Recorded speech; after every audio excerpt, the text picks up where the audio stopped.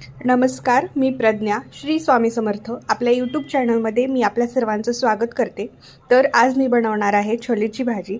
सर्वप्रथम आपण छोले स्वच्छ पाण्याने धुवून घेतले. त्यानंतर 4 शिट्टी होईपर्यंत कुकरला शिजवून घ्यायचं.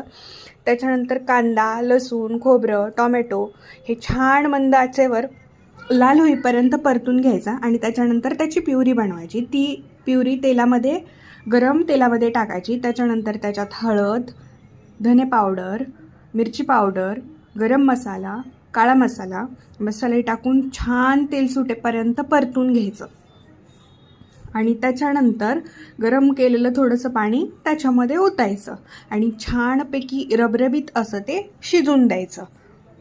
त्याच्यानंतर त्याच्यात छोले ॲड करायचे आणि मग नंतर ते शिजून द्यायचं. अशा प्रकारे आपली छोलेची भाजी तयार झालेली आहे आणि त्याच्यानंतर आपण चपाती किंवा पराठ्याबरोबर ती सर्व करणार आहोत. त्यासाठी मी पहिले पराठा किंवा चपाती बनवून घेतलेली आहे आणि मस्त अशी गरम गरम चपाती रेडी आहे आणि ती आपण छोलेबरोबर सर्व करायची आणि मस्तपैकी वातावरणाचा आस्वाद घेत जेवण करायचं.